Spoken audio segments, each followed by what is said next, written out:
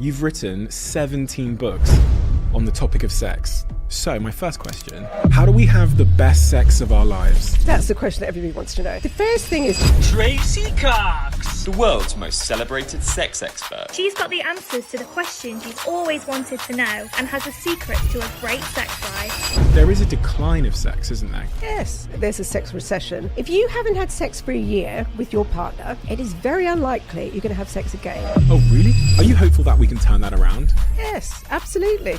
The key thing is Women's fake their orgasm. we have known that women don't orgasm through penetrative sex since Kama Sutra. And yet most men will go, yeah, I've heard about that. Women aren't having very many orgasms during partner sex. They're always fake. The way to solve the whole orgasm thing is, How do we predict if someone's going to cheat on us? number one, being close doesn't actually protect you against infidelity. You become so close to your partner, they're your best friend, you just don't see them as a sexual partner anymore. If you understand how sex works and if you can make sex good with your partner, affairs can be so preventable in so many different ways. Women get bored way quicker than men. Men don't get bored because they get the orgasm as a reward. You need to give women interesting erotic sex and then they'll be interested. Otherwise, they're not going to be interested. I've noticed a trend that amongst my friendship group, a startling amount of them are in sexless relationships. Yep. What are some of the most important solutions? If you want to have great sex, that's what you have to do if you want a good sex life. I think that's phenomenal advice. I have some breaking news. And no, this is an emergency. I've spent the last 2 years writing a book. And I've written 33 laws for business, marketing and life that are derived from all of these conversations I've had here. I traveled the world to write this book. I interviewed some of the most incredible people. I did 6 months of extensive research on scientific studies and principles to corroborate everything that I wrote into these 33 laws. And ladies and gentlemen, that book, called The Diary of a CEO, the 33 Laws for Business, Marketing and Life, is now available for pre-order. And there are 5,000, only 5,000 signed copies, and it's first come, first serve. The link is in the bio right now. So if you want that book, honestly, it's the best book I've ever written. It's the book I always should have written. It's the book I also wish someone had written for me when I was starting out in my career. I'm really proud of it. I'm really, really proud of it. Really, really proud of it. And I can't wait for all of you to get to read it. It's out in August. I couldn't be more excited about this, as you can probably tell. I don't know what to say other than the words I've said to emphasize my excitement, because I think it's important and I think it's really valuable.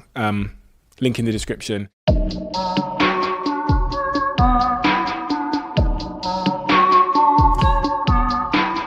Tracey, I reached out to my team and I told my team that I wanted to have a conversation with the individual in the world that was best and most educated and most engaging on the subject matter of sex, because I've noticed a bunch of things in my personal life, in the lives of my friends and those around me. And I feel like people aren't having the right types of conversation about sex.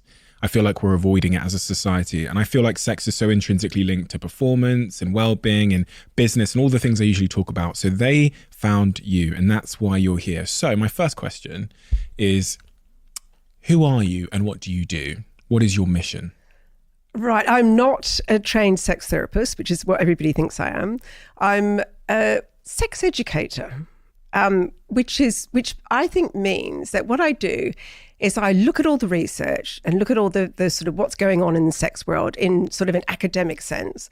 And then I work out, okay, so that's all well and good, but what does this mean for you and I? Well, not necessarily you and I together, but people in the bedroom. So I bring it down to a sort of level that is more practical, that all my books are very much like, right, so here's what we now know about sex. Here's how this is going to help you in bed. So I think my job is to sort of get the research and make it into something that, you know, the average person can understand and make it work for them. So I sort of, I'm a sex educator is a better way to describe me. You know, part of the reason I wanted to speak to you, as I said at the start of this conversation, is because I've noticed a trend. I've started to smell it amongst my friendship group, where a startling amount of them are in sexless relationships. Yep. And they're not, you know, your book here says great sex starts at 50. My friends the friends I'm talking about are in their 30s. Yes. And and there's lots of things here. There's lots of thoughts, and I want to figure out which ones are true. So I'm going to say a bunch of things which are inherently naive, and I know they are. So the first one is like, why aren't they having sex more often? And is that a problem? Are their partners to blame because they seem to want to have sex and their partners don't? Is it wrong? Are those relationships therefore broken, and should they break up with their partners because they're not having that much sex? So we'll go into all of that, but let's start with the point you raised about how lust and love are not necessarily great bedfellows. How does one, if they're in that situation where they really love their partner, they're really, really close to their partner, but they're feeling like the intimacy has ran out the back door because of, that sexual intimacy has ran out the back door. How do we create that balance? You talk about something called otherness, which I thought was really compelling in your new book. Such a big question that is, because that's the question that everybody wants to know. How do you keep desire going long term? The otherness thing is all about the close couples kind of become like Tweedledum and Tweedledee. They don't do anything separately. But you need to have separateness from your partner. And this is why during COVID, no one had sex at all. In the beginning, it was like, fantastic, we can have sex at 11 o'clock in the morning. And then it was like, oh, we can have sex anytime we want. How unappealing is that? The more available something is, the less we want it.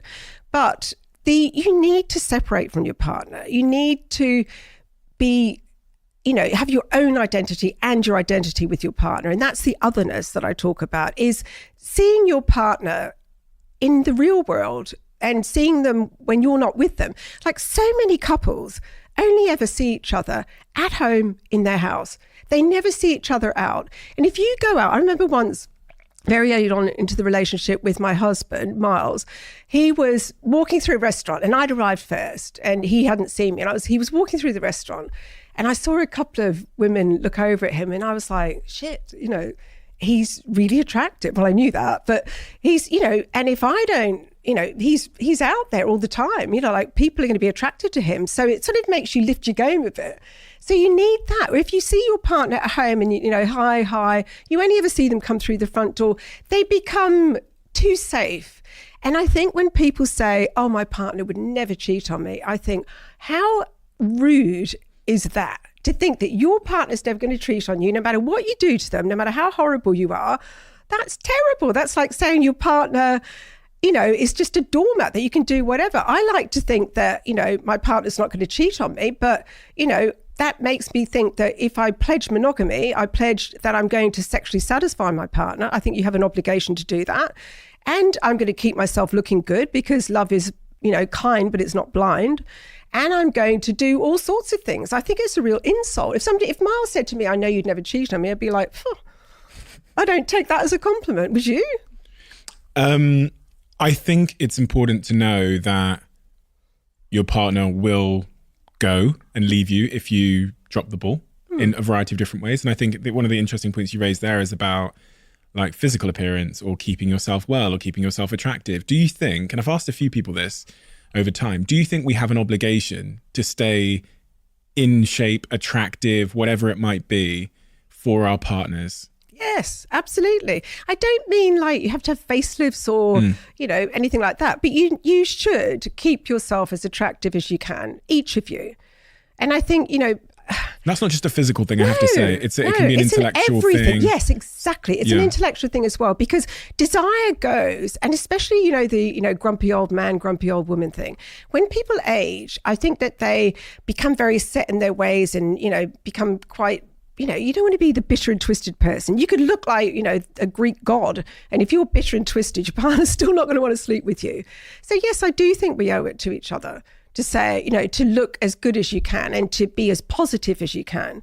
There is nothing less sexy than being with somebody who's miserable all the time, who's a negative person. It's so interesting that some of the most attractive things I find in my partner are when I look over and see her doing her work and her thing. So it's funny, she doesn't actually know this, but last night I came home from work very, very late because I was out, did some talks and I came home and I got in through the door and my partner was sat at the kitchen table. It was about 11 p.m. at night, designing her new studio on her laptop with her headphones on. And I just found that I took a photo and it's on my phone. And I took a photo because I'm proud of her in one sense, but it was really lovely that when I walked through the door, it wasn't about me. She was busy doing her own Absorbed in thing. her own stuff. Yeah. And I kind of like walk past, and I can almost see how some people might find that threatening. I like, well, hey babe, give her a kiss. Like she kind of like kisses me back, but then goes back to the laptop. I'm like, this is nice. And I went over and I sat on the sofa on my own and just watched Manchester United. But there was something really attractive about it. Yeah, of course there is. I mean, watching somebody at work doing what they love is the moment when, that you're like, wow, this person's amazing. I mean, I would hate to be a person who, the partner's at home waiting for you. Yeah. And where are you? And it's all about, so what have you done? Nothing much. How was your day? Yeah. It's not healthy for a relationship. That puts it too much on one person. If you want to have great sex, you need to have an interesting life. You need to be doing interesting things. You're not going to be having great sex if you're boring and you do the same thing every single day, because you just end up doing the same boring sex. You need stimulation all the time. And that routineness is the enemy of... killer. Yeah. The killer for women. The killer for women. Because women are the ones that find monogamy boring, not men. If you say to men, right, you could have the same sex, pretty much do the same thing every single time, 3 times a week for the rest of your life with this person. Most men would go, all right, sounds right to me. If you said that to a woman, she would go, you are kidding me. But this is what's happening. Women get bored way quicker than men. And they do so because our orgasm is far more complicated than yours. I mean, intercourse is usually the main event for most couples' sex. Intercourse is like the big bit that everyone aims for, right? And that's great for men because intercourse very successfully stimulates the penis. The penis wants to rub in and out of something, the vagina does a great job. Fabulous. For women, the clitoris is outside the vagina, that some of it is inside, and because the clitoris isn't that little tip, by the way. It looks like a wishbone. Imagine a wishbone, and the tip of the clitoris is at the top, and then it goes down the sides of the legs, right? That's the clitoris. Amazing. 10 centimeters long.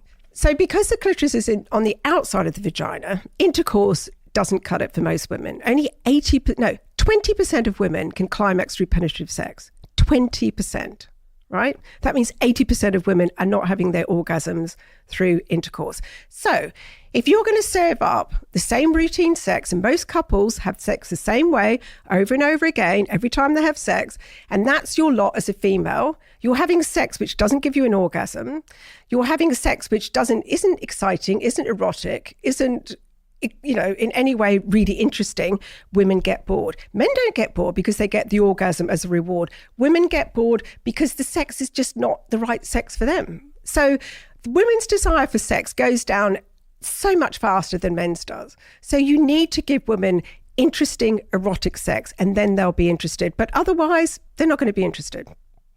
There are 80% of women listening now that can relate. Yes.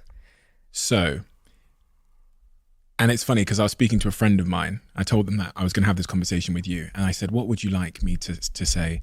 And this was the question they had, and it's linked to what you just said. They said, I'm in a relationship where my partner is having the same sex over and over again. He's coming very quickly during sex.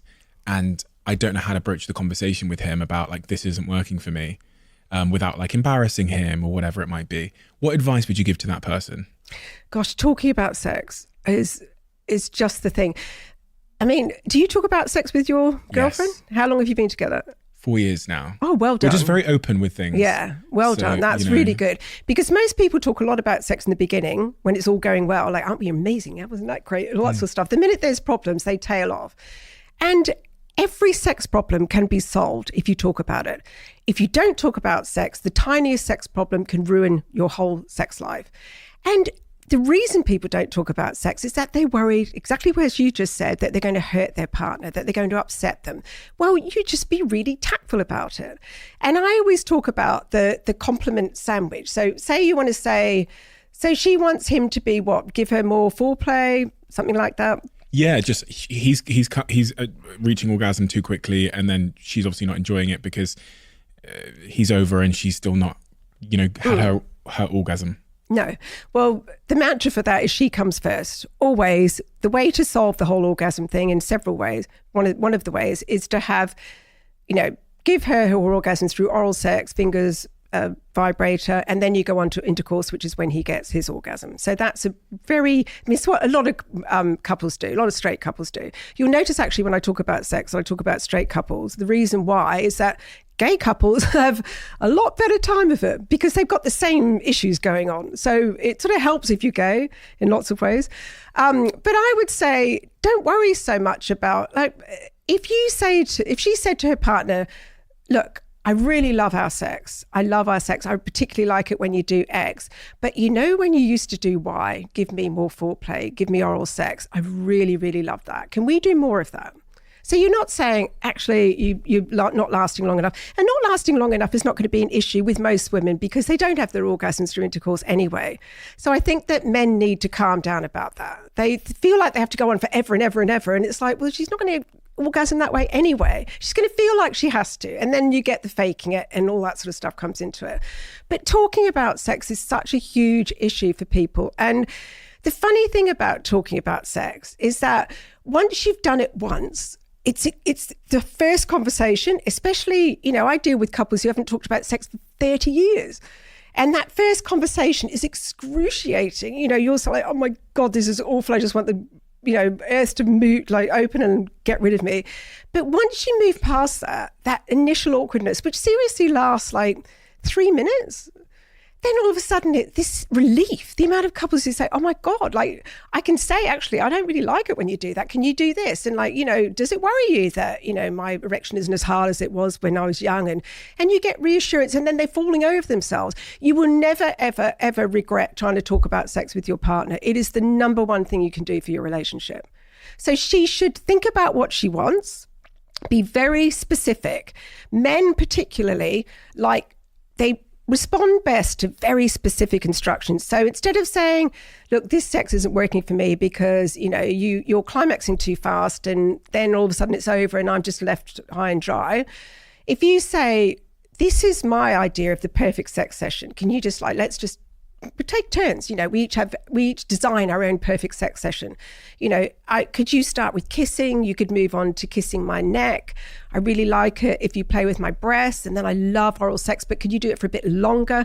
Very specific. And people are like, well, that's like telling saying can you say you love me? And then they say, I love you back. But no, giving instruction in sex is really, most people are really grateful for it. And it might feel a bit awkward the session after that where he's thinking, oh my God, I'm just doing exactly what she says. Isn't this embarrassing? And then all of a sudden you forget about it. And then the next session is like flowing and great.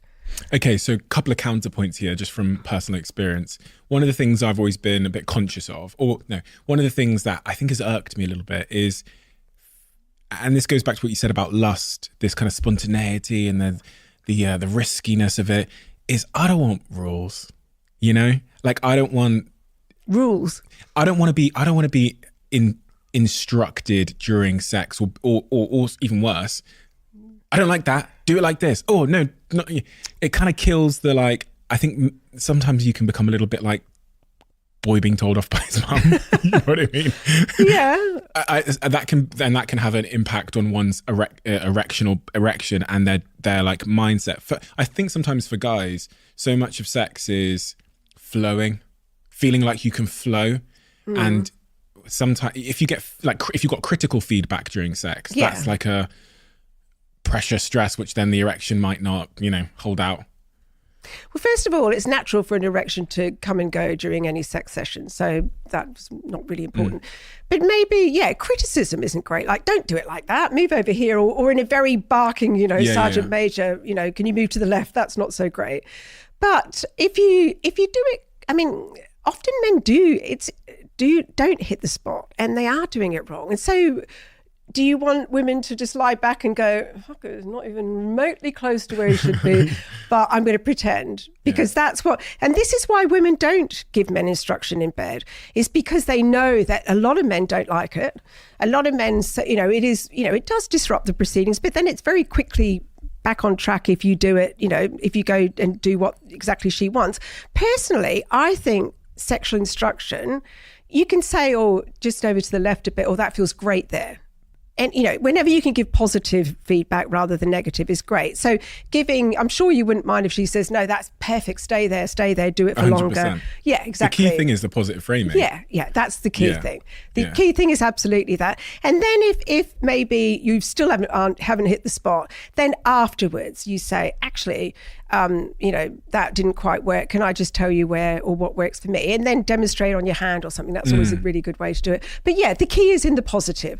No one's going to respond to sex where somebody's going, oh, Being that's not told off. right. Why are you doing that for? That's terrible. Yeah. Don't go there. That doesn't feel anything. No, that's terrible. That's awful. And those instructional sessions should happen when? Before sex, during sex, after sex? Well, depends on the couple. A little bit. I mean, you can use body language during sex. I don't know about before sex. I think maybe sometimes after sex, when you're getting on really well and, having a few drinks, maybe if you're a drinker, and relaxed and just talking generally, that's sort of the time to say, by the way, that I always think that's a good time if you want to try something new. Or to say, oh, by the way, God, my friend was talking about doing X. What do you think about that? I always think things like conversations about sex that are positive and exciting and, talking about trying new things should happen outside the bedroom, really. But otherwise, you do have to have those instructional sessions, I'm afraid. What if you want to do something and your partner doesn't want to do it? Generally, a request for something new, a request for anything is just a request for variety. So say your partner says, I want to try having sex outside, and you really don't want to have sex outside. The correct answer to that is, look, that's really not my thing, but, why don't we try X? Most people, if they want to try something new, if you give them, I'm not open to that, but I am open to something else, then they'll be fine about it. But I mean, where you get into problems with somebody wanting to try something, other partner not wanting to try, is if it's something a bit fetish. Yeah, and that's when you get. Did you ever watch Billions? Where she had the fetish of being whipped and wanting to be the submissive, and he just let her go off and be satisfied by a sex worker.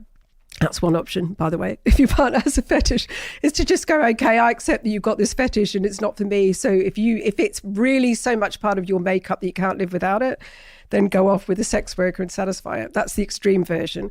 But most of the time, I think, or you can meet halfway. Like say your partner, say you want to have a threesome with two women. Well, then the meeting halfway might be that you have phone sex with the sex worker. Maybe you role play it. Maybe you go to a lap dancing club and she gets a lap dance by someone. There's always some kind of compromise in there where you can capture a sense of what the other person wants. Okay, so let's go back up to this initial question. My friends, they're in their 30s. Sexless relationships. They are increasingly frustrated about it, it seems. It's funny, I've got this collection of my best friends. So we're very talkative and communicative around our sex lives and stuff. And I just noticed that in various ways, they're in situations where they don't feel like they're getting enough sex from their partner, and they see it as a critical problem, which might result in them, for example, being cheating or ending the relationship. Even in my own sort of sexual experience, what got me really engaged with this subject matter was I was in a relationship where my partner turned around to me one day after 6 months and said, like, I don't like having sex. Oh. And as a young man, with you, or just with I me, don't like having sex with me. Oh, and great.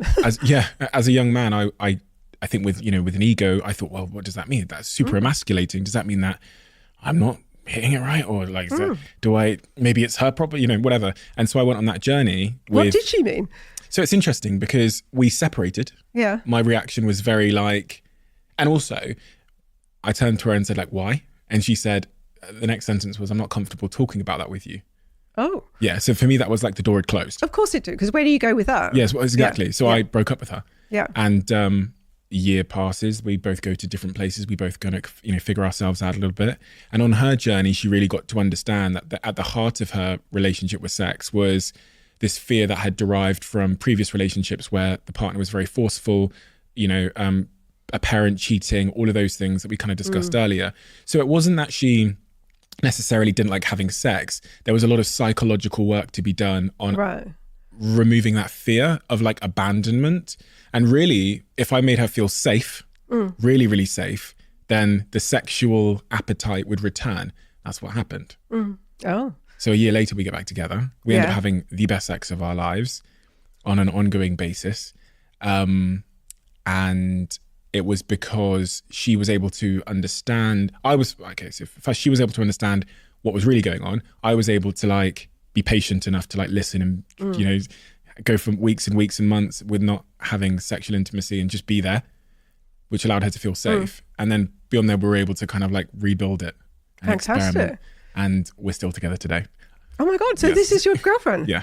I'll have to Wow. ask her for permission to say this, so I'll show her the clip and make sure she's comfortable with it. But that's my God, current that's an girlfriend. extraordinary story. So we went from a point of, I don't like having sex, I don't like having sex, really, really bad situation, to the best situation I think one can imagine in that department. Obviously, communication was at the heart of it, letting my ego down. Always, yeah. And giving her space to, you know, and I give the credit to her because she figured that out. But that's what got me really into the subject matter, because I've now got loads of friends that are in that situation. What I would say to your friends is, if your partner doesn't want to have sex with you, I wonder how good the sex is, because a lot of women say no. I'm presuming these are straight couples. A lot of women say no to sex because the sex that's on offer is not that interesting to them. So for this, we need to talk about sex drives, spontaneous desire versus responsive desire. Have you heard of that? Yes. Yeah. From reading your book. Oh, right. Okay. So spontaneous desire is 2/3 of men have spontaneous desire, and it's the desire that everybody has at the beginning.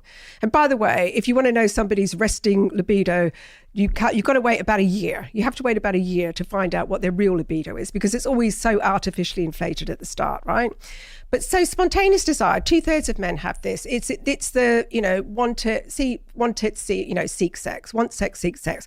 They can go from, people with spontaneous desire could be like scrolling through Instagram, somebody sexy walks past and it's like, wow, I'm instantly aroused for sex. They go from 0 to 100 very quickly.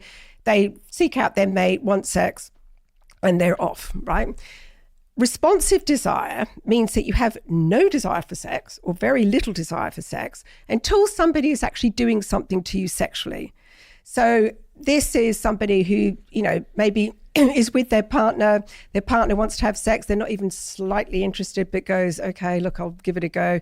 Then once things start happening, if their partner is very good at stimulating them and they enjoy the stimulation, all of a sudden they're like, yeah, I'm enjoying this. That's the warming up. That's the warming up, right? Now, 30% of women have responsive desire. The rest of them are a mix between spontaneous and responsive. Most men, so you've got this situation where most men have spontaneous desire, most women are responsive. Most men are very happy to go straight to genital sex. They don't need warming up the way their anatomy works. For women, foreplay isn't a luxury, it's a necessity, because in order for sex to be comfortable, you need the vagina to tent. So it literally puffs up so that it can, you know, take a penis comfortably. So if you don't wait for that to happen and you go male style sex, go straight for penetration, she's not even off the starting blocks and suddenly you're penetrating, sex isn't great, and then it's all over. So for men, you could have like not even thinking about sex to having finished within 10 minutes. For women, they need time to warm up because their sex drive is responsive. So they're almost like blink and it's over, and they haven't even got to 5% desire. And this is the problem with couples. And that's with, I'm talking about a very basic couple who probably don't talk about sex and who aren't terribly sexually savvy. So I think people have an vague understanding that women need more foreplay. I mean, that's been drummed into men, hasn't it? But I think that what women don't understand is that women think, you know, at the beginning it was great, it was all spontaneous, desire was there.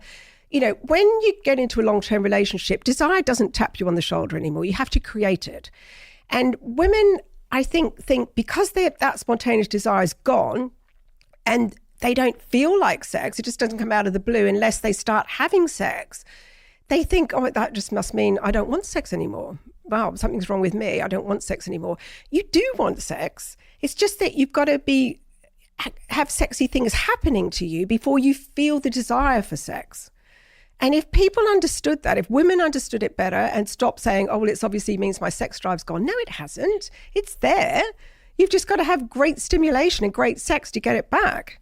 And the other thing about women is that we have this thing about that women want tame and they want romance and stuff. That's not true. So much research now shows that women like erotic, wild sex. I mean, they've done these experiments with women where they'll show them erotic videos and they'll wire up the genitals to measure genital response. So when you're aroused as a woman, blood flows to the genitals, same as men, and you lubricate. So they're watching all these videos, various sexy videos, and they have to say, you know, full anything is this arousing you? No, because society says no, we're not supposed to be. And the genitals are like, are you kidding? What are you thinking? This is fantastic. I'm absolutely, say yes to this, say yes to this. So there's such a big difference between what we're taught and what we would like. So if your girlfriend's saying no to sex and you're in a long-term relationship, it's because you're not giving her interesting enough sex. Give her exciting, erotic sex. Give her something like, actually, this is what we're going to do. I mean, look at 50 Shades of Grey. That got middle-aged women wanting sex, but women who hadn't wanted sex for 20 years. I remember being on a holiday with my husband, and we started talking to this couple, and it was around the time when 50 Shades came out. And she knew what I did. And she said, God, I hadn't really had great sex with my partner. I wasn't interested in sex, for like 10 years. She said, I read the book. I'm sitting there at 2:00 in the morning. I'm looking down at my partner. I'm thinking, I really just want to wake him up and have sex with him. And she said, and I've never, and then she said, and I read the books, and suddenly I was back into this erotic sex with my husband that I'd forgotten about. Like, you think of sex, it's like, oh God, here we go, kissing, a bit fumbling, and then the routine sex. But give people something interesting. Like all your friends, give her really interesting scenarios. Take her somewhere sexy, push her out of her comfort zones. Don't give her romance. Don't give her, give her sexy sex, and then they'll be interested. I'm thinking of my friends like posing that and how uncomfortable they'd feel. Really? Like, babe, I want to drive to the countryside and da-da-da-da-da. Because, when you've been with someone and you've become that kind of sibling thing that you described earlier, they might almost look at you with a bit of horror. Yeah. Yeah, you wouldn't go straight from not talking about sex to like, and we're going to go to a lap dancing club tonight. And no, you have to have the conversation. You have to bite the bullet and have the conversation. Because the thing about sexless relationships, if you haven't had sex for a year with your partner, it is very unlikely you're going to have sex again with your partner unless you confront it head on. If you just think, yeah, this will pass, it will never pass. You're not going to suddenly go, oh my God, look at that. We haven't had sex for 5 years. Let's go to bed now. No, it's got to the awkward stage. So, 30% of couples who have been together for 2 years or more don't have sex. 2 years, not 10 years, 2 years. 30%. It is very easy to get out of the habit of sex. And once you're out of the habit of sex, the less often you do it. And then couples get into this thing where it's like, God, we haven't had sex for ages. But you know what? Next weekend, we'll have this marathon sex session and that'll make up for it all. And then the marathon sex session is like, oh, God, how am I going to find time for that? Or, that's a bit daunting. And then, of course, you'd have to have sex for like 6 weeks to make up for the session. So it just becomes more and more insurmountable. So I always say to people, just have little bite-sized bits of sex. Sex doesn't have to have a beginning, a middle and an end. Like, have a big snogging session. Have a thing where he gives you oral, you don't do any, give nothing back, or you give him oral, or, you just do something sensual together. You have a bath together. That counts as sex. People think sex has to have intercourse in there. It doesn't. It's the least favorite bit for women. Take the intercourse out. Start doing little bite-sized stuff to reconnect sexually. It's like a frog in a frying pan, that old analogy of how slowly that, the frog doesn't realize it's being heated in the frying pan until the water's boiling and it's dead. Like, it happens very, very gradually in relationships. Yes, it does. And then you get to a point where you go, how the hell did we get here? Yeah.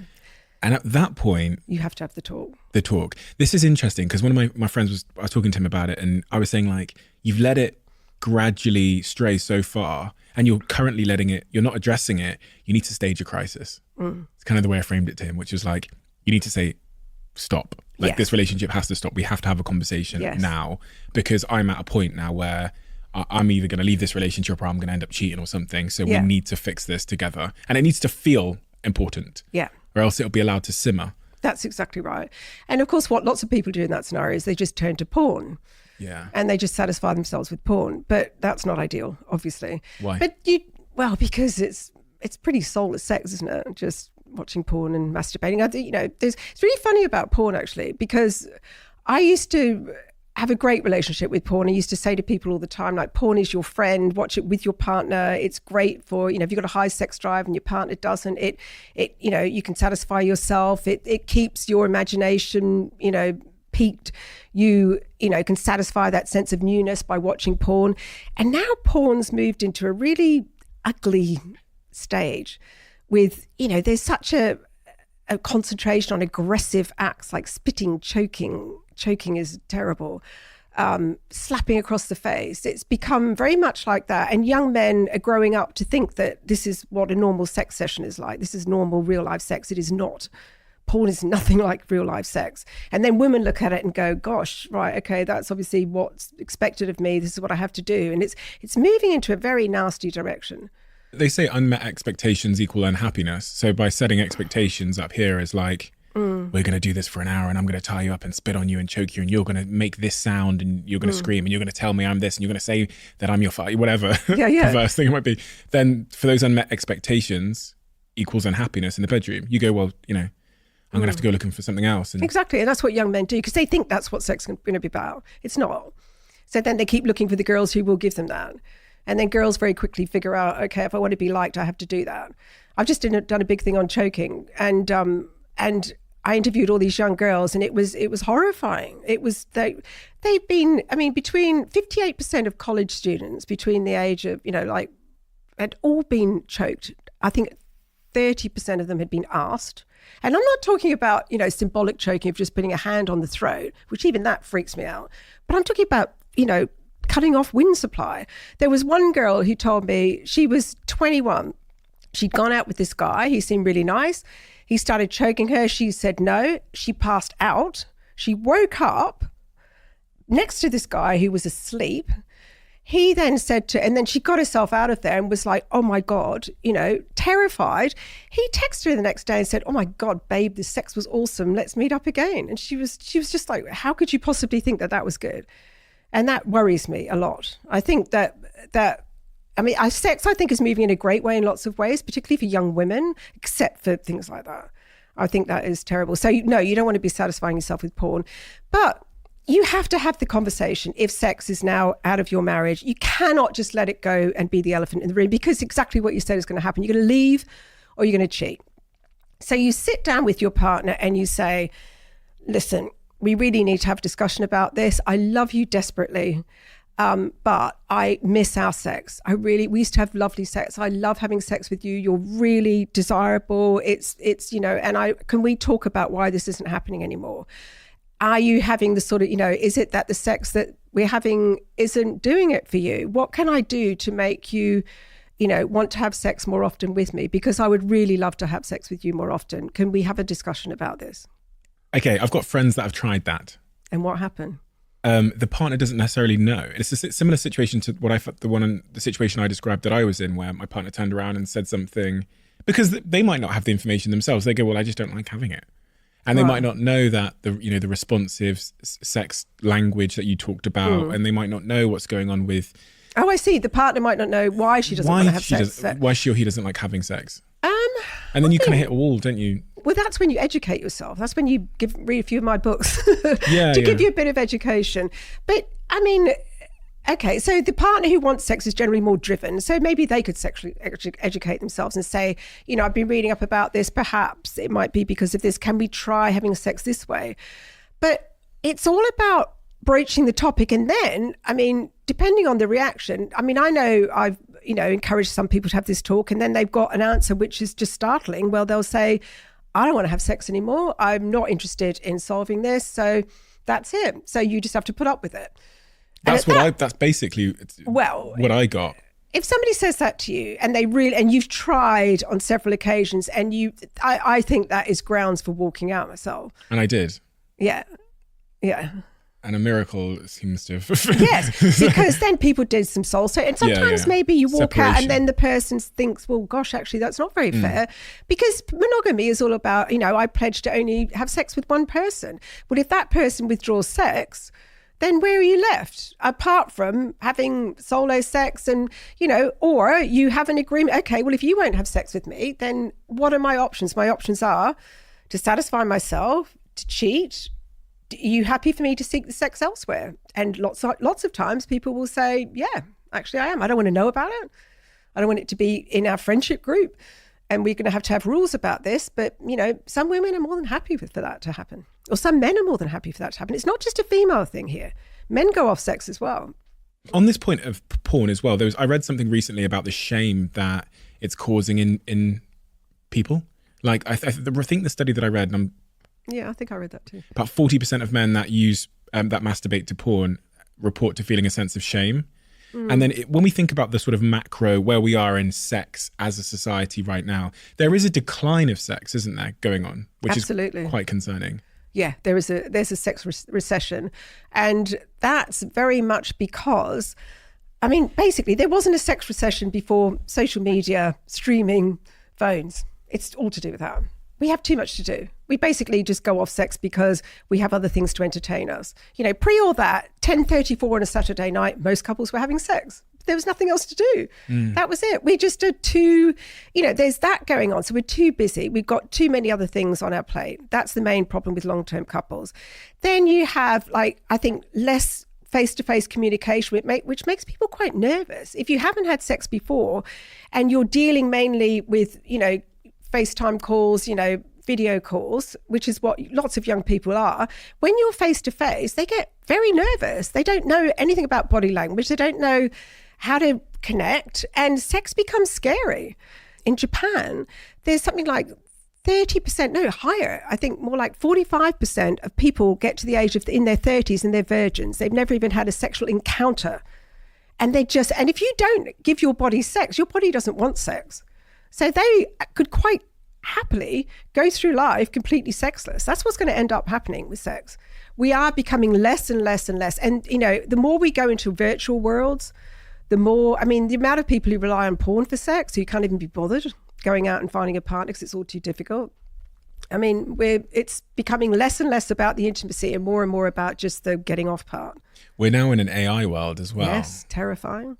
Which is very interesting. Yes. Because you're now, we've heard about sex dolls and stuff like that over the years, but a sex doll that can speak to you with such depth and reason and apparent emotional nuance and understanding is really, really scary. You can think, I was thinking about all the different ways that AI is going to disrupt us as like the social fabric of society. And one of the really clear ways that was, you can now have a sex doll in your house that speaks to you, that comforts you, that understands your problems, understands what you're going through and can give you unbelievable advice, will never shout at you, will never criticize you, and will please you in a personalized way. It will learn how to please you.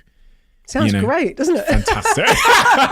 Let's just swap our partners for that person. No, but we're right there. We're on the doorstep of that world. And you know what though?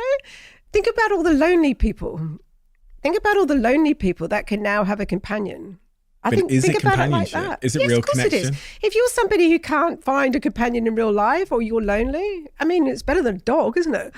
I think that's got some really nice applications to it, but it's also got some dire applications to it, because then it ultimately we'll end up with no population, will we? Because no one will be having sex with a real person. Yeah. So I think you can see the short term. Oh well, Dave's going to be slightly less lonely potentially, right? But if we go up that exponential curve of improvement, we get to a point where this thing is walking, it's talking, it is making your breakfast, your dinner, your whatever. Then it's satisfying you on demand, and then you look over at a human and you go, ugh. They're going to be more interesting than humans, though, aren't they? That's what I'm saying. They're going to be more interesting. They're going to be better in every way. No, I think humans will be more interesting, surely. You think? Do you want somebody it's like a yes person? I don't want a yes person in my life. I want somebody who's going to challenge me. But do people think they do? Yeah.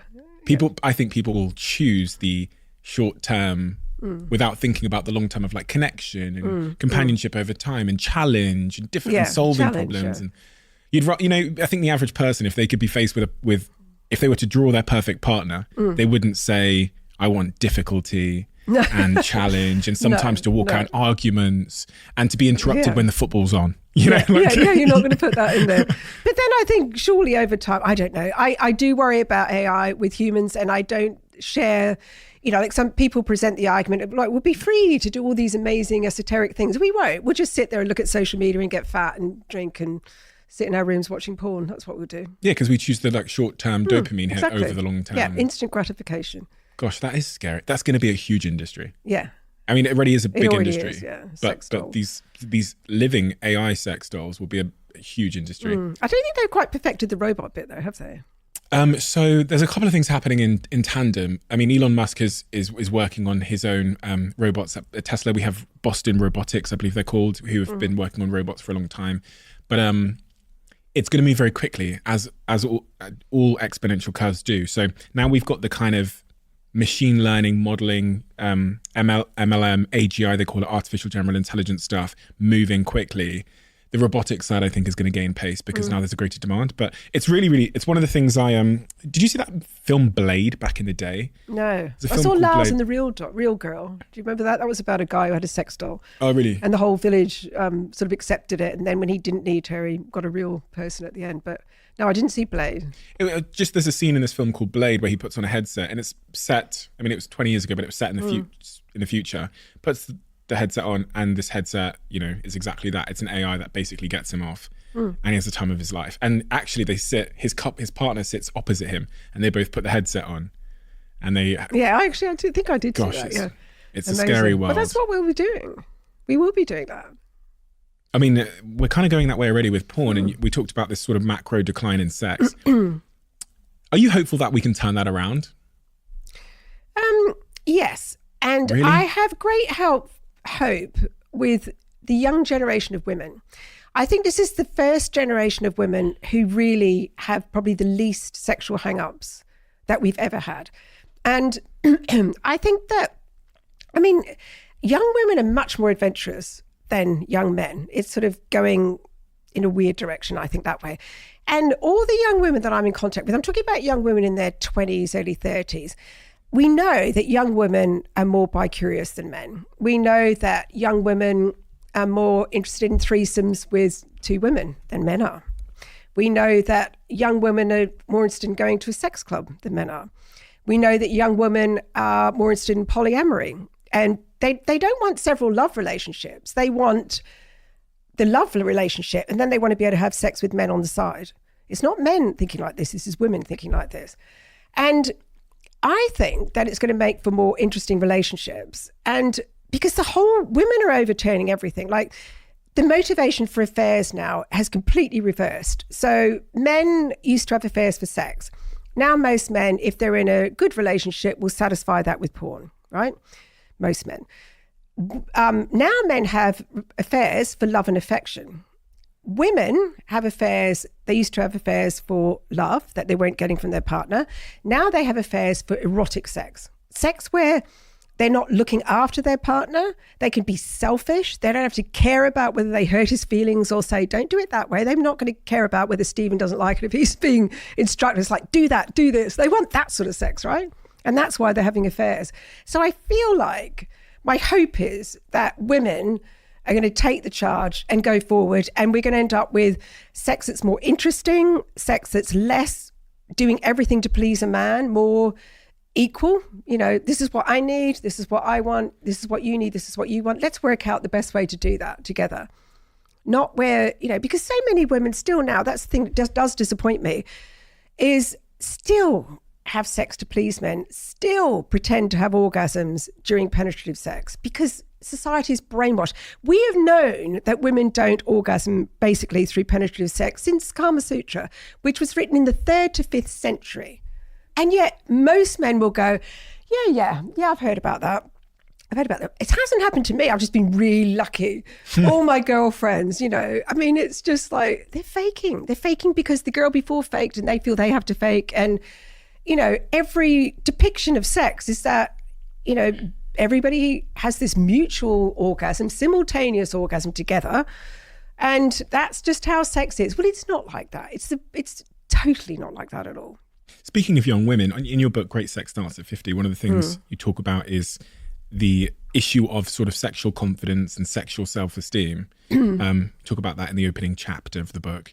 And I found it really compelling, really interesting that women view themselves differently when they look in the mirror, which has a libido impact. Body image is terrible. They've just done a study which looked at 20 years of studies. So they did a study on all the studies on body image. And it turns out that it impacts every single area of sex: regularity of sex, enjoyment of sex, arousal, desire, orgasm. And it makes sense that if you don't like your body, you're not going to want anyone to look at it or touch it. It is the biggest problem with women today and their sex lives, is that often, this is the other thing with your friends, have they just had babies? Has their body changed? Are they not feeling so desirable? Desire, I think, feeling desired by your partner is much more important to women than, anything else. If your partner looks at you like, God, you're so hot, you're so sexy, that is the biggest turn on of all. And if you're feeling not great about yourself and your mindset is so much down on yourself that you think, how could he possibly look at me and think that I'm attractive? Then you'll never feel that. Your partner could fancy you to death, but you're never going to feel it because your brain's just gone, nope, I am not sexually attractive anymore. So that is a real problem. It's a real problem. And do you know what the solution is for that? It's not to go off and get a facelift or get your hair done or lose weight or go to the gym more. Though actually going to the gym more is one. Exercise is really good for your sex drive and for your self-esteem. But the other thing is that cures body image is actually to have sex more.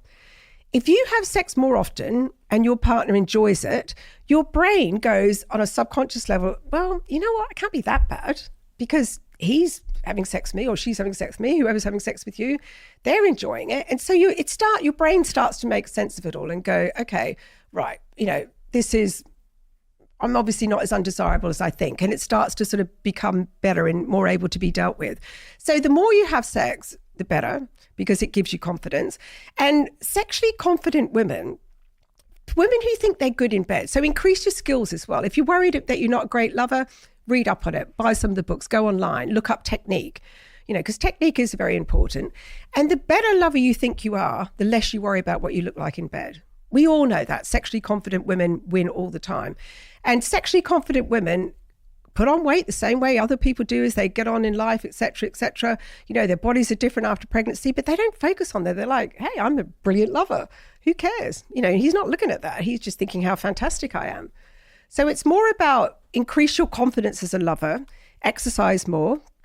And then the obvious, take yourself off social media, stop comparing yourself to other people, all that sort of stuff. But it's difficult. It's very difficult. And I think men suffer from this as well.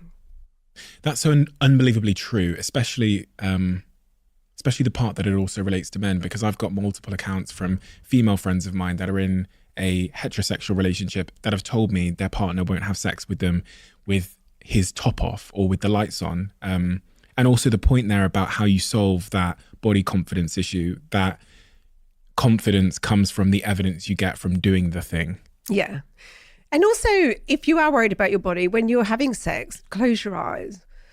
Close your eyes and think about what you're feeling. It's about what you're feeling, not like how you're looking. Because if it's stressing you out and you're looking and thinking, oh my God, he's looking at my thighs, he's looking at this, just close your eyes and go into yourself. Or become more active. That's the other way to overcome body issues, is if you're really active in bed and you're looking at your partner and you're talking dirty and you're making lots of eye contact that way, anything to sort of take yourself out of yourself is good. You either go into yourself and focus on what you're feeling rather than what you're looking like, or you sort of become way more active. That also works. 3 things that boost sexual self-esteem easily in your book. Initiate sex to feel more powerful. Yes, absolutely. Initiation is such a big thing on so many levels. And if you don't ever initiate sex with your partner, you're essentially saying, I don't actually enjoy having sex with you. I'm only having sex with you because you've asked me to have sex with you. And people argue about that. It's like, well, his sex drive is way bigger or, higher and all that sort of stuff. It doesn't matter. You really need to have a thing where, if your partner's got a much bigger sex drive than you need to say to them, look, okay, it's really sexy being the person who's the sexy one in the relationship. That's why, it's great. It's nice to be that person, but I want to be the sexy one in the relationship. So hold off on initiating for a while and give me a chance to initiate so that I can feel more powerful.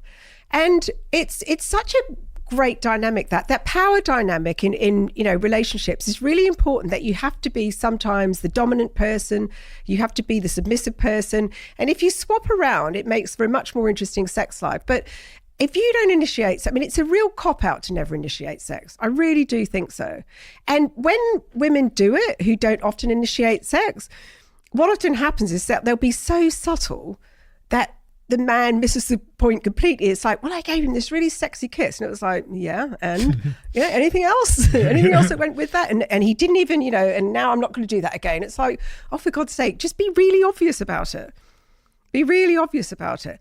And going back to initiation, just be aware that how you initiate sex will influence whether or not your partner says yes. So if you initiate sex the wrong way, your partner might say no to sex because you just approached it all the wrong way. Whereas if you approach your partner that you know has got a responsive sex drive by talking, cuddling, connecting, whatever she wants, could be, she might want you to initiate sex like that, but, and getting her in the mood the way she wants to be in the mood, not the way you would like her to get in the mood, but the way she wants to be in the mood, she'll probably say yes to sex.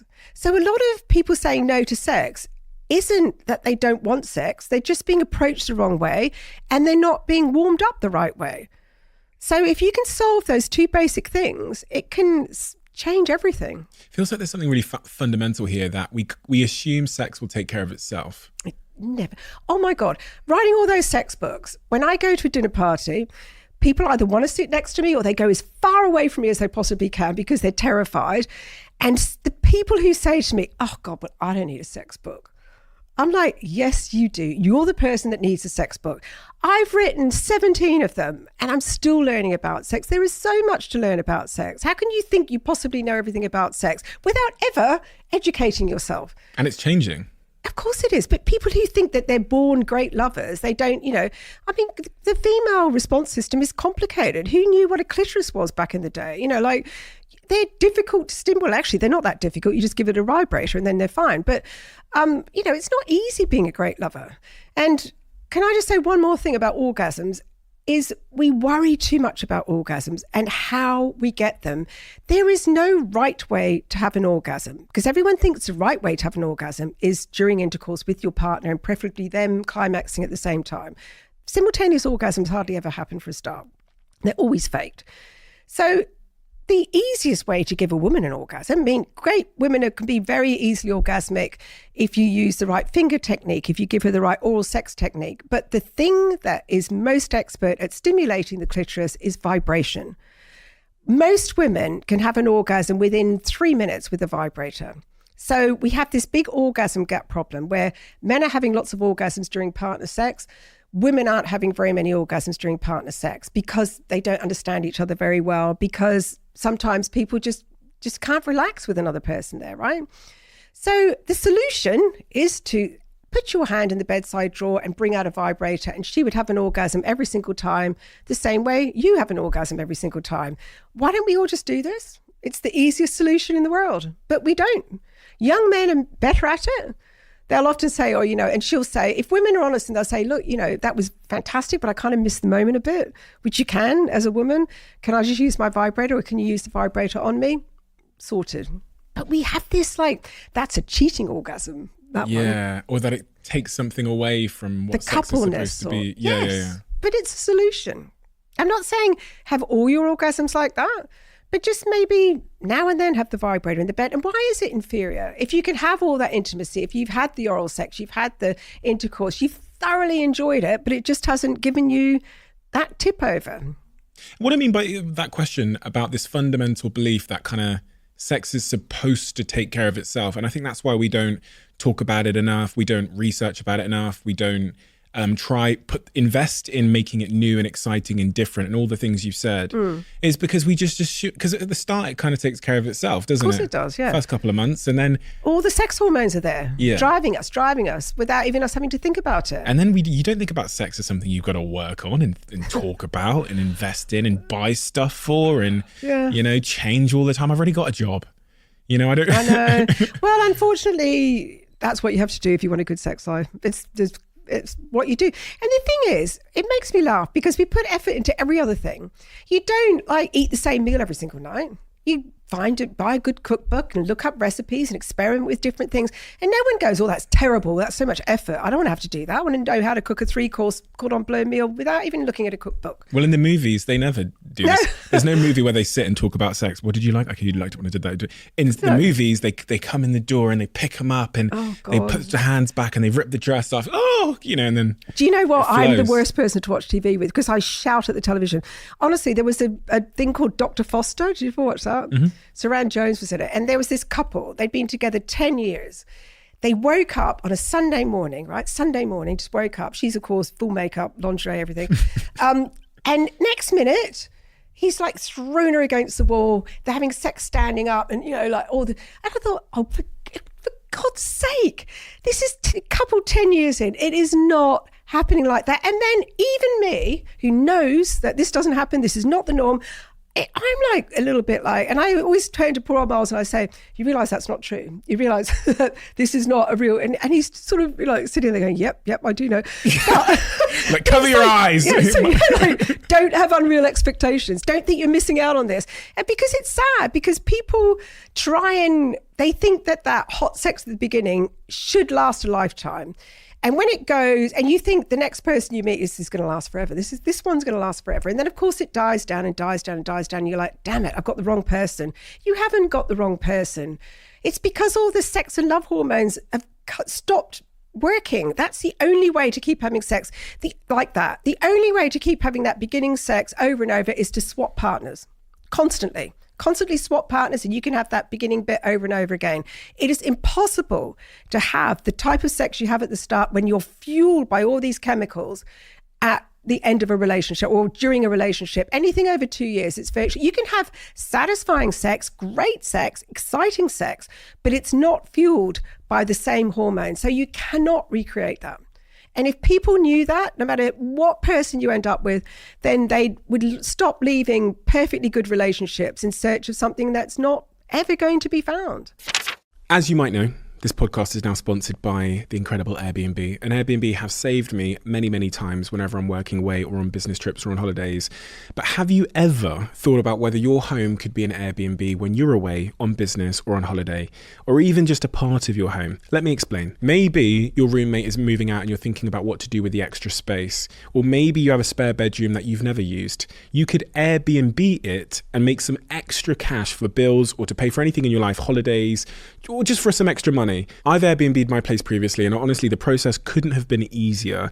It's something I'd highly recommend you all to check out. Your extra room, that extra space you have in your house, you might be surprised how much it's worth. I was surprised how much it was worth. And you can find out how much it's worth by going to airbnb.co.uk/host. That's airbnb.co.uk/host. Check it out.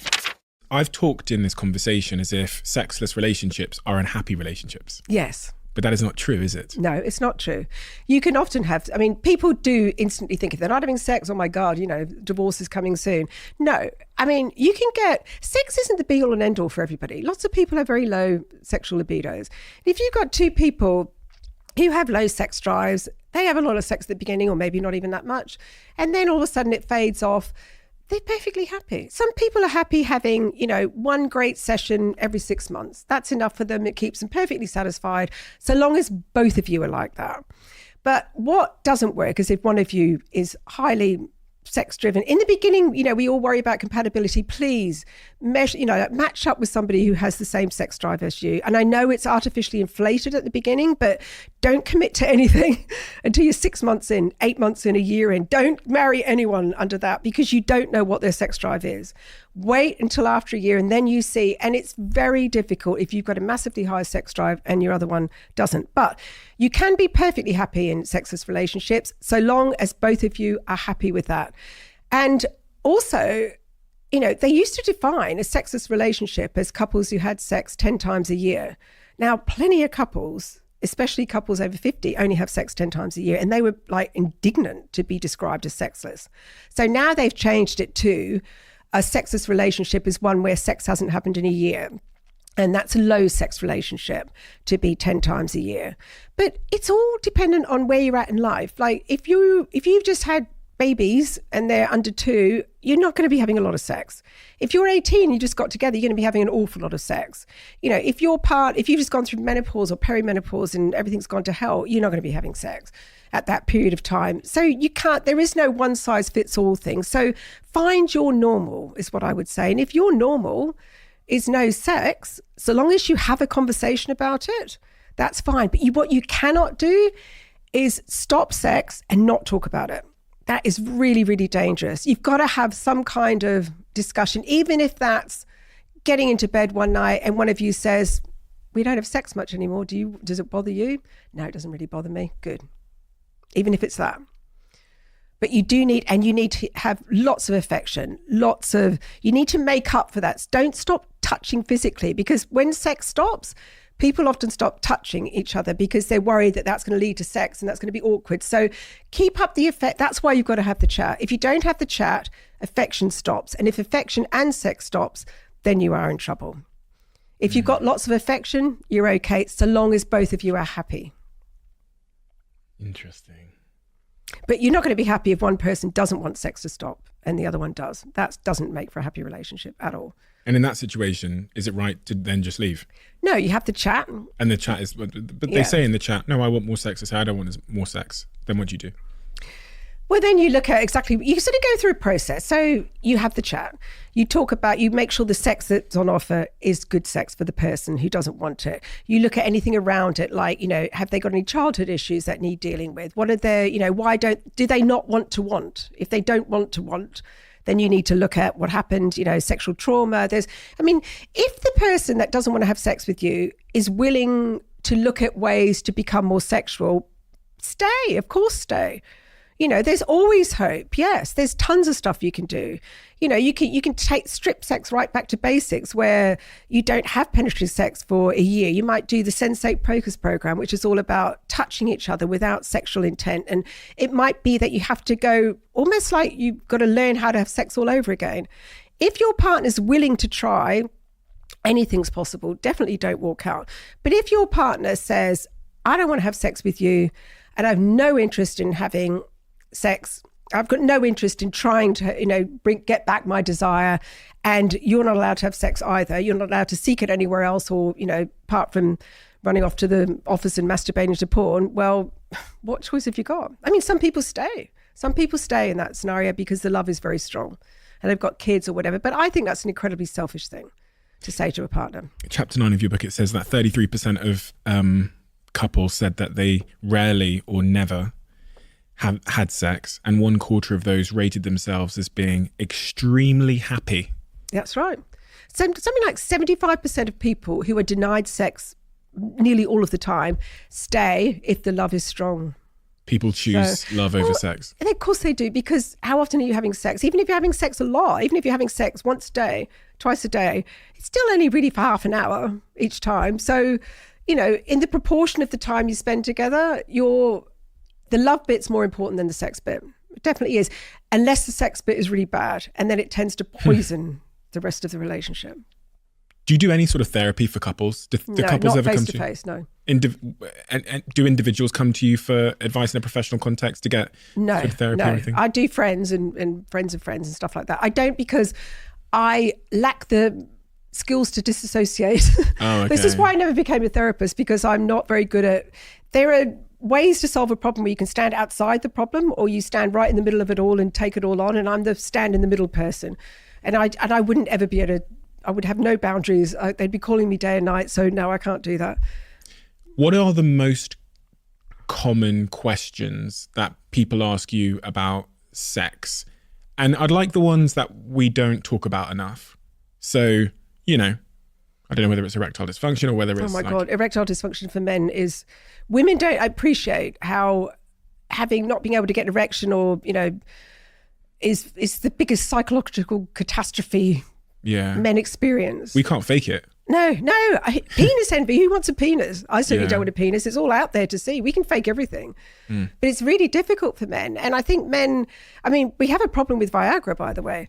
Viagra is a big problem because young men take Viagra because they want to have the biggest, hardest erections ever. And they're worried about, they're so performance, they have so much performance anxiety because they're watching too much porn and they think that that's real. So they take Viagra because they think just this once, I'll just, it's the first time I sleep with her, I want to be really hard. And then, of course, eventually you stop it or try to, and your girlfriend says, oh, this isn't, you're not as hard as you normally are. And suddenly you're back on this cycle. And then young women expect that is a normal erection, which it's not. Anyone who's looked at a Viagra-driven erection and a normal erection, they're completely different. And then on the other end of it, you've got older couples who, we've got two problems with when you get over 50 or 60. Men have erectile dysfunction and women have, dry vaginas and very, the vagina basically atrophies. So they've solved it for men. Great. Take this pill and suddenly you're like you were 18 again, but you're still with this vagina that's not 18, where it's going to hurt like hell. And then the man who suddenly got the swinging penis is like, well, what am I supposed to do with this? And then he goes off and cheats with somebody because he's so happy to have this big rock hard erection again. Is there a relationship between age and infidelity? I'm not sure about that. I would say... As in men cheating later, more likely to cheat later in life, or... I know that middle-aged people cheat a lot because that's when you've got choices. Yeah, you've got choices. You're traveling, you've got money. It's probably easy to get away with. You're bored. You've had the kids. You've started to take everything for granted. Things like that make people cheat. It's opportunity, temptation, and your moral code. It's not to do with love. It is to do with respect, though. Red flags in relationships. The most compatible couples have compatible life goals. Something I've heard you say before. Yes. I think that is really important because it is all about, its timing is so important. And life goals. Say you've got the perfect relationship now, your girlfriend's great. Say suddenly you decided, right, I want to go off to Africa and work with pygmies for 5 years. This is my life goal. What's she supposed to do? Of course, it's important to have the same goals. If you've got one person who wants adventure and like to be hiking every weekend and, camping, my idea of hell, they're not going to match well with somebody like me who wants to be in a nice hotel and, having lots of cocktails. You know what I mean? Like, I don't mind the odd camping and hiking, but do you know what I mean? Like, you've got to be compatible. There's some stereotypes that still sort of exist and linger around sex and men and women being, one of the ones that I was reading about in chapter 6 of your book is studies show it's not true. Men have a higher sex drive than women. Women have a different desire for sex, which you talked about. Studies also show it's not true that monogamy is harder for men than it is for women. We tend to think that men are the ones that cheat. Exactly. Which has never made sense, because if we just pretend the world for a second was, do the heterosexual equation, every time a man is having sex in a heterosexual world, so is a woman. So, the numbers don't quite add up. One would assert, just from the looking at the numbers, that it's got to be quite close to like 50-50 to some degree. Yeah, of course. And also, like, if you look at the stats on who's happiest, the happiest people are single women and married men. They're the two happiest groups of people always. Single women and married men are the happiest. But the happiest groups of people, like not married women. Married women like end up doing all the jobs, and married women aren't happier than single women. Single women are happier than married women, and married men are really happy because they get everything done for them, basically. What role do kids play in this whole equation? Oh my God, kids, I think, really make the love part better, I suppose, because you've created that thing, but they're terrible for sex. Terrible for sex. I mean, the minute the kids come along, you can kiss goodbye for sex for 5 years, really. Really? And people freak about it. And they're like, it's never going to come back. And it will come back. Of course it will. But, all your energy is going to children. So I think if you're going to have kids, you've got to accept that your sex life is going to take a backseat for a long, long time. Don't panic about it. Keep having little sexual connections that aren't necessarily including intercourse, little bite-sized pieces of sex, and you'll be fine. But don't kid yourself that it's not going to change your sex life, because it will. Boy, will it. Some people think that having kids will save the relationship. Oh, God, no. It's so stressful. I do not understand this. Every time I see somebody with a child, you only have to hang around children for about 2 seconds to realize how stressful they are. If you've already got problems in your relationship, and suddenly you're going to sleep deprive yourself, you're going to have somebody dependent on you 24 hours a day. How is this going to make you more, happier with your husband? It doesn't even make sense to me. It might stop people leaving because of, obligation, but who wants to be with somebody out of obligation? You said something that in your work that a neuroscientist told me on this podcast, which is that after the first year, non-parents are generally happier over time than parents. It's kind of a controversial idea. It is a controversial idea, but I mean, there's a trade-off with kids. There's such a trade-off. You can never, I mean, and I think I'm a step parent. My husband has a daughter. And when we're going through hassles with Sophia, which she's a little darling, but also can be a little devil, let me tell you, he can sleep. I can sleep. Miles can't sleep. And I lie there and I think, gosh, if I'd given birth to Sophia, if she'd been, I wouldn't be able to sleep. There's no way that I'd be able to sleep. It's you are knowing that you're going to be worrying for the rest of your life once you have a kid. It's such a big responsibility. And when you have that responsibility, it means, you're not going to be able to you're not selfless. You become selfless then, don't you? You can't be selfish and have a kid. Well, you can be a really bad parent, but it's different, isn't it? It's really different. I'm sure, but then parents say, well, you're the one that's missed out because you don't have this incredible, and I have such a good relationship with my mum and my dad, and us three kids are all milling around them. They're like 87 and 89. I'm thinking, no one's going to do that for me. Who's going to do that for me? I have to pay for it. So there is that. When I hear that stuff, I do wonder if it's the term happiness is the confusing thing, because, a parent might say it's given me such a sense of purpose or meaning. Yeah, of course. If you ask me in a survey on a Tuesday how I'm feeling after staying up till fucking 2 a.m. because this kid was screaming, I'm probably more likely to report at any given moment to being less happy. But if you zoom out, there's more meaning and purpose. One might say that to try and provide the counter argument. How many people, if you say, what's the best thing you've ever done? They say having children. Yeah. Everybody says that. Yeah. And they can't all be lying. No one says a promotion at work or whatever else they say. No, they don't. So it must be, not everybody says that, but I do know mothers who say, God, you know what, if I look back, maybe I wouldn't have done this. But they're very brave, and they tell childless women that. They never tell a woman with a child, by the way. Yeah, of course not. Yeah. Women's libido, I was reading in chapter 6 about women's libido tends to drop as they age, whereas men's seems to remain fairly stable throughout the relationship. Stable, but then they have women struggle with the drop of because menopause, with all the drop of testosterone and all the estrogen, all those things that keep your genitals in good shape and keep your sex drive high. Men's testosterone drops as well, but then they're struggling with erections. So if you're an older man and you can get your head around that you're not going to get erections as easily as you did, and it doesn't bother you, you're going to be fine. If you're a woman and you actually, get all the things that are available to you, take HRT if you can, there's solutions for all of this, and don't think to yourself, oh, well, we're old now, we're not going to be sexual, you'll be fine as well. But I think people panic, when they hit a certain age, and there's this perception, people I did a campaign for Replens, which is a vaginal moisturizer, which most men blink at, and good to see you didn't. And it was all about, and had these beautiful images of older people kissing passionately or naked from the back, and they were quite old. They were the most beautiful images, and so many people were threatened by that. They were really threatened because it was old people doing sexual things, and we're not treated to that. We don't see that very often. So when somebody does that, they people freak. They don't like to think about older people having sex. So when you're old, you have it already in your head, I'm not supposed to want sex anymore, which is completely untrue. And is that why you wrote a book called Great Sex Starts at 50? Yes. Because for me, that's what happened. I went through the whole of my life with a high libido. I've written about sex. I thought this isn't going to happen to me because I know everything about sex, of course. And then I hit 50, no, actually probably even before that. And suddenly I realized, I remember typing away one day and thinking, Christ, I was single at the time. I hadn't masturbated for ages. What's going on? I haven't even thought about sex for ages. And it's the drop in hormones. And, and it's quite extraordinary to that whole spontaneous desire. I had very high spontaneous desire, and suddenly it went. So I just suddenly became like other women, I suppose. And suddenly it was like, oh my God, I see what everyone's going on about. So I thought, yeah, for my own sake, I might write that book. And it's very good writing that book. There's a lot of solutions in there.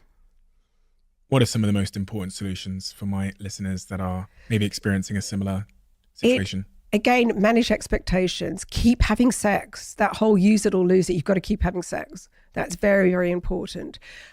Get your head around the whole thing about that old doesn't mean that you can't be sexy. You can be, it doesn't matter what you look like, it's what you feel like. It's so many, many different things. And also you don't have to I think as a society, particularly English people, we all put up with stuff.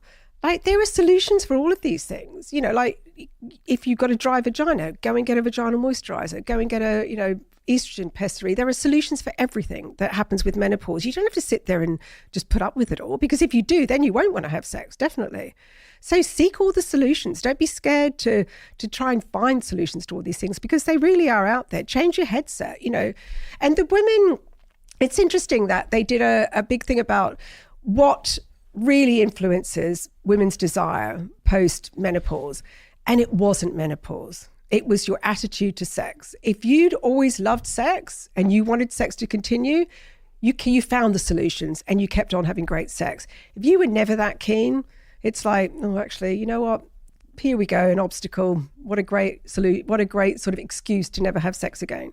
So its attitude was way more important to how good the sex was after menopause, nothing to do with menopause. It seems, again, like one of the foundations behind all of this that's kind of hiding in the back room as it relates to people's libido and their attitudes to sex is that kind of childhood experiences we talked about, which is super tricky to unpack and even become aware of. And we all have our own childhood experiences of sex, intimacy, relationships, some cases, in the worst cases, abuse and all of those things. Yeah, it's terrible. That we need to find a way to overcome first or address first before we can even That's right. And I mean, particularly for men, often their first childhood experience of sex is being caught masturbating. And how the parent deals with that is very formative, because if it's like, absolutely, what are you doing? You know, like, it's really filthy, it's dirty, it's like, what are you doing? Then they are going to continue to masturbate, because pretty much they do, but they're going to try and do it faster and faster and faster. So every time they masturbate, they're going to be trying to get it down to as quick as possible time so that they don't get in trouble again. And then they end up with rapid ejaculation. They can last 2 seconds before they ejaculate. So that's affected their sex life in a purely physical way. It sets us up in so many different ways, our childhood, you know. And I mean, I was lucky to grow up in a household where, I don't know why our household was like that, but we just talked about sex openly. I suppose my sister worked for family planning, which helped, but that was later. So I don't know, my mum and my dad were really cool talking about sex and things. And so I grew up thinking, oh yeah, all households are like that, but they're not. It's an unknown. So how do you go about even solving for those things? I guess you have to go to therapy and start unpacking it. Yeah, well, just unpack it yourself. You have to just think about, you don't necessarily have to go to therapy. There's so much, I mean, the joy of the internet is there's so much online that you can do. If you typed in, you know, I don't like sex as my parents, you know, taught me. There's a book called Sex Smart, actually, which is very good about childhoods. Sex Smart, it's called. Sex Smart, okay. Yeah, you can still buy it. It's an old book, but it sort of delves into all of this. And yeah, I mean, I think I'm so pro therapy. I think everybody should go to therapy. No one has a perfect childhood. And in fact, having a perfect childhood can also set you up for things. So, you know, if you have a problem with sex, you know, going to see a really good sex therapist could sort it out very quickly. So don't leave it too late.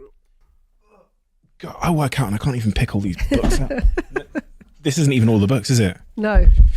So you've got Hot Relationships, How to Have One, Great Sex Starts at 50, The Sex Doctor, Fix Your Love Life Fast, Hot Sex, How to Do It. We've got Dare. Ooh, that fantasies. Oh, that looks very 50 Shades. It is a bit. More hot sex. Okay. Would like to meet. Yeah, that was the TV show I did about dating. Yeah. Ah, yes. Okay. That's interesting. With that.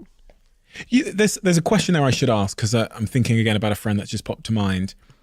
Is there something going on with male and female dating in terms of it becoming more difficult in the modern day and age? Yeah. There's some stats that one of my podcast guests shared about how women are having less children and they're finding it more difficult to date and to find a compatible male in the modern way that society is designed. And I've got friends that are, you know, around that sort of mid-late 30s range that are really, really, really struggling in the modern world. It's almost men or women or both. Women. Right. Yeah. I almost suspect that I actually don't have that many friends that are in that region that aren't. But it's almost like there's a generation almost caught in a gap where you're Gen Z, native to social media, the internet. You know, that's where they grew up. And then maybe the older generation already partnered off because, you know, they met someone at church. Or yeah. And then you've got this generation who are caught in the gap. Are they all high achieving women? Yeah. Yeah, exactly. That's the problem. So what happens is you get, and this is why there are more and more single women now, because more and more women are high achieving. So they're not like looking for a husband straight away. when you've got a big gene pool of people to, when you come out of uni or even before you go into uni, because lots of people meet at uni and stay together, you've got this big, numbers game. You've got loads of women single, loads of men single, and you sort of all hook up. And if your motivation is to get married and have kids, and that's your only motivation, you're going to find a partner early and that's it. You job done, keep going, right? Assuming it all goes well. But if your motivation isn't necessarily that, if you want to go on to university, get your career sorted and then turn around and have kids, like at 30, okay, right now, achieved, I'm at the past, where I want to have kids, and I can take a bit of a break here. And then suddenly, where is he? Well, he's not there because he's already been taken up by everybody else. And men traditionally don't like dating high achieving women unless they're high achieving themselves. And the amount of high achieving women is getting higher and the amount of high achieving men is getting lower. So you've got even less of a pool to choose from. So the answer for the women is to think outside the square and think, right, okay, do I really need the guy who's got the degree? Because high achieving women like to go for high achieving men. So is you that need to, statistically? It's just generally what happens, isn't it? You sort of, if I've got a degree, I want somebody else who's got a degree. So then you have to change your wish list a little bit and think, okay, I'm going to, I'm not going to be as rigid with my, must-haves, and perhaps, think about things like, well, does it really matter how much he earns if I'm already earning lots of money? Isn't kindness, generosity, sense of humor, attractiveness, just general chemistry, isn't that enough? So if you go for those qualities, you end up a lot better off and end up happier as well. Is that against our innate wiring? Because, some people sometimes say that men care less about the financial resources of their partner. So does that kind of go, for me, if I'm a woman and I'm looking for a partner, am I going to look for someone who is kind of up and to the right? Probably.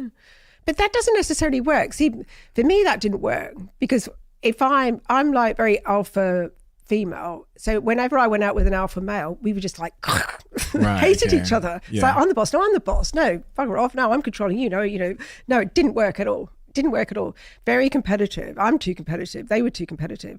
That didn't work. So my partner is really proud of me. He's not at all threatened in the slightest by any success. Any success I've had, he's my biggest, proudest supporter. And we work differently. Like, if my thing is to, if I make more money than him, he doesn't mind me saying that because he's fine with it. And so if I've got more money, that's great. So therefore, if he's got more time than me to do the traditional female things, then he's fine with that. And then other times I'll do it and, he assumes the male role. So it's very, we're comfortable with each other. We don't care that I tick the male boxes in some roles and he ticks the female boxes, and it works very well. And I think I think that's hopefully where we're headed. But there are some times where, I know I'm not typical with females. I know that a lot of women, won't go out with a man unless he makes a lot of money, particularly if they make a lot of money. They won't. I've never been like that. I've never been get their money. It's if I want money, I'll make it myself, thanks. I don't want to have someone else's money. That's not mine.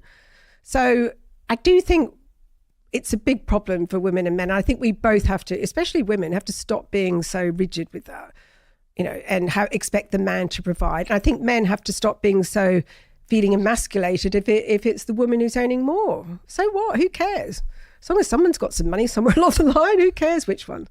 If you're in that age range between, say, 30 and 40, and you're a woman and you're single and you don't want to be single, I think that's important to say. You don't want to be single. You want to have, you want to meet a partner, you want to have a family, whatever it might be. What advice would you give to that person? I'm thinking now about a series of my close friends that are women that are single in that range and that have expressed that they don't want to be single. But they're struggling for all the reasons you said, super high achieving, they've got great careers. They're very, very busy because of that as well. Yeah, that was the issue, isn't it? It's, I was talking about Helen Gurley-Brown, the Cosmo founder, and she always said, you can have it all. And that's the biggest lie women have been sold. You can't have it all. There is something that gives. And these high achievers, they have compromised their chances of finding a partner by putting it all into their career. You can't have it all. And I did that. It took me to 50 I had lots of relationships, but it took me to 50 to find somebody that I was compatible with. It's not easy. It's really, really difficult. And I was out there meeting tons of people. So first accept that it's nothing to do with you. It doesn't mean that you're not attractive or anything. You're probably less marketable because you're too intelligent, and some men would be freaked by that. And you're too successful, and some men would be freaked by that. They don't know what to do with you. And it makes them feel bad because they're going to those traditional patterns like, how she's not going to go out with me. You know, I'm not as successful as her, so I'm not even going to try. So you have to make the approach, number one. Change your wish list to become qualities, personality qualities, not, must be a certain height, must be a certain income, must drive this car, must, all those sort of things, because they really don't matter. And also date outside of type, like go out with people, look beyond the exterior, see what's inside. Like, I think they'll be very quick to go, oh, no, I can't go out with that person. Like go on a couple of dates. And even if the first date's a disaster, go on 2 or 3 dates, go on at least 3 with people, go out all the time. Often these women are so busy. It's like, well, when do you actually go out to actually put yourself in a situation where you can meet someone? Never. They're not going to walk in your lounge room, are they? Unless you sort of order a delivery. And they're really not. So come on. You've got to make some effort here. You've got to do the numbers game. And I don't know whether that dating apps are the right way forward, but they're probably the only way. It's the way that most people meet. So you kind of have to just suck it up and get on there, I think.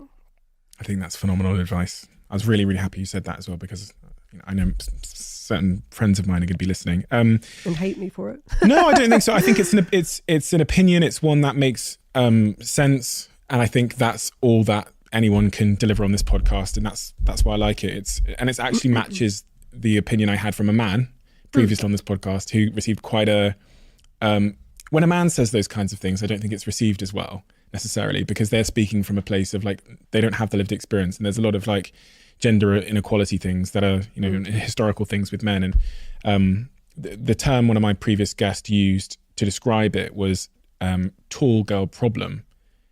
You see what I mean? Good, yeah. It's not necessarily the most, you could also say, way. You could say small man problem. Yeah, exactly. It's the same that, This is an interesting question. It's probably the question I should have started with. What is sex? Well, sex certainly isn't intercourse.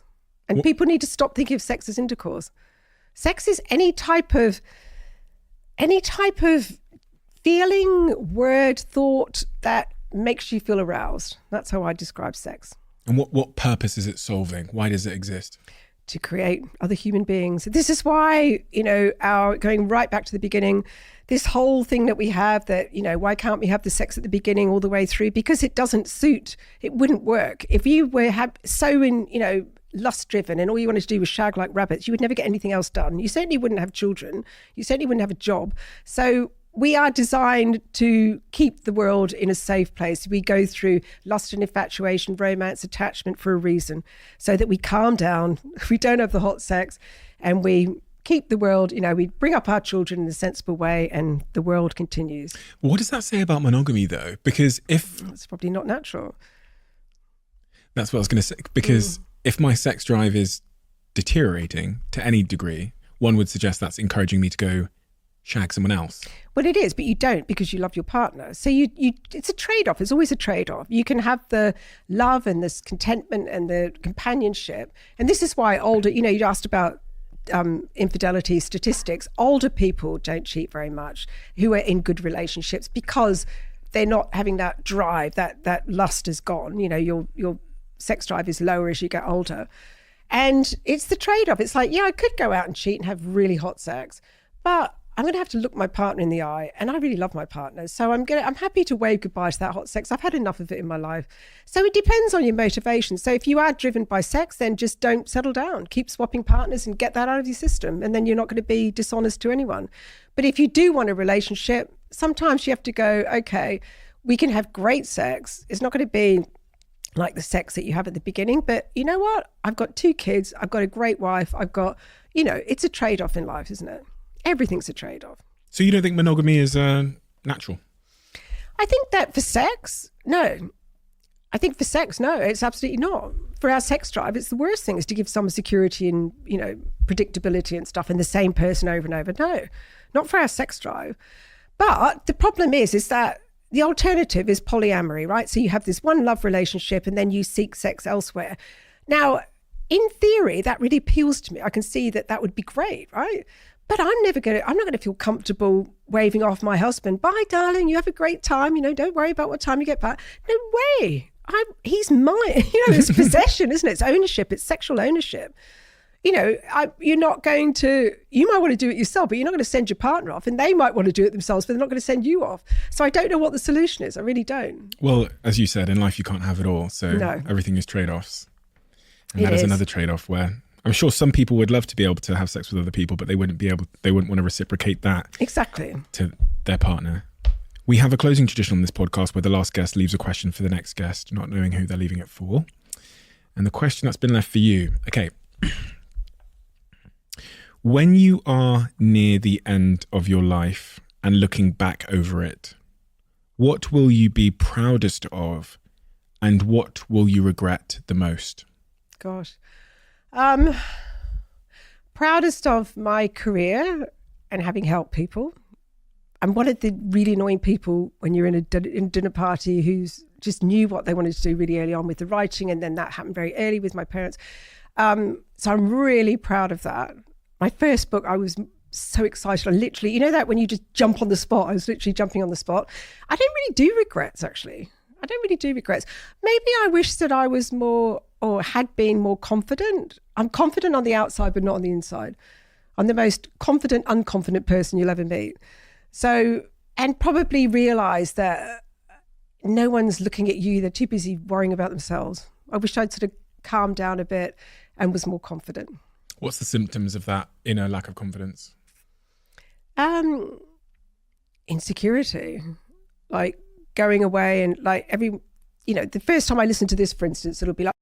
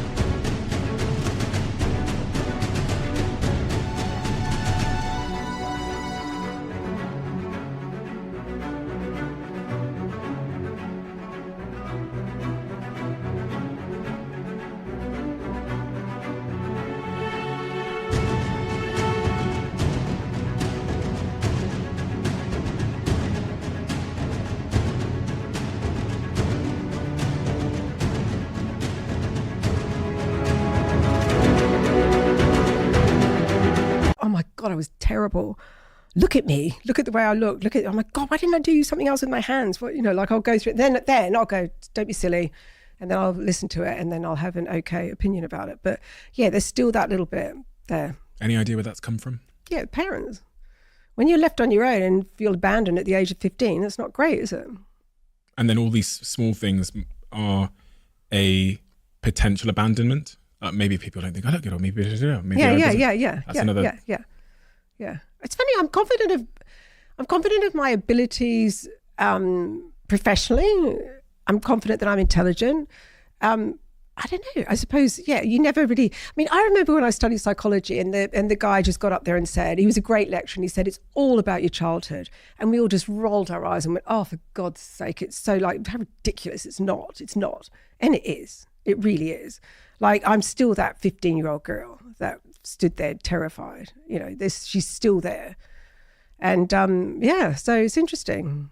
But I put on a good show, like everybody. You certainly do put on a good show. Thank you so much, Tracey. Thank you. You've given me so much, answered so many of my questions. And I know for sure, people are going to tell you, I'm sure they're going to message you, but for sure, I can say on behalf of all of the people that have listened, you've helped them. Oh, I hope today. So. Thank you. And I think everybody will take away something different from that, which is why it's so incredible. I'm going to do something I've never done before because I really want to illustrate how I believe you've helped people. The previous guest that left you a question, and I don't usually tell people this, is a guy called Robert Waldinger. And what he has committed his life to is something called the Harvard Study of Wellbeing. I'm going to call it that. I know I've got one word there wrong. Right. I'm going to call it the Harvard Study of Wellbeing, which was the longest ever study done on a group of people to understand what makes people fundamentally happy at the most basic level. So they followed people for almost 90 years, the same group of people. Even, the founders of the study have actually died. So they've passed the study on to Robert. And at the very heart of what they found on this study, which ended up being a TED Talk, which has done 45 million views, it's one of the most listened TED Talks of all time, is that the thing that makes us most happy in life and also healthiest in terms of an insulation from stress is relationships. It's number one. Men that have positive romantic relationships live 14 years longer, women 7 years longer. That's right. And one of the things that ends great relationships and leads us to isolation and loneliness is sexual issues. I see it in all of my friends. And the work you're doing is therefore, in its very essence, helping people to solve the most important problem of all, which is connection, relationships. So it's incredible work to be doing. And it's work that not a lot of people will want to do and confront because of the stigmas and taboos that still remain. So thank you so much, Tracey. Thank you. Thank you for being so wonderful. That's a wonderful compliment. You're captivating. No, you really are. You're really, really captivating. And you're super smart and you know your stuff and you've looked at all the research. You really are the best at this. So thank you for being here. Thank you for helping me. You have. And thank you for helping all of our wonderful listeners. Thank you. I'm going to walk away very confident now. Thank you. Awesome. And you look amazing, by the way. Your dress is fantastic. Oh, Everything thanks. about you is fantastic. So yeah, thank you. I never really usually pick the chocolate flavored Huels. My favorite are the banana flavor. I love the salted caramel flavor. But recently, I think I in part blame Jack in my team, who's obsessed with the chocolate flavour Huels. I've started drinking the chocolate flavour Huels for the first time, and I absolutely love them. My life means that I sometimes disregard my diet, and it's funny, that's part of the reason why I've had a lot of guests on this podcast recently that talk about diet and health and those kinds of things, because I am trying to make an active effort to be more healthy, to lose a little bit of weight as well, but to be more healthy. And the role that Huel plays in my life is it means that in those moments where sometimes I might reach for, junk foods, having an option that is nutritionally complete, that is high in fiber, that is incredibly high in protein, that has all the vitamins and minerals that my body needs, within arm's reach, that I can consume on the go, is where Huel has been a game changer for me. You got to the end of this podcast. Whenever someone gets to the end of this podcast, I feel like I owe them a greater debt of gratitude, because that means you listened to the whole thing. And hopefully that suggests that you enjoyed it. If you are at the end and you enjoyed this podcast, could you do me a little bit of a favor and hit that subscribe button? That's one of the clearest indicators we have that this episode was a good episode. And we look at that on all of the episodes to see which episodes generated the most subscribers. Thank you so much. And I'll see you again next time.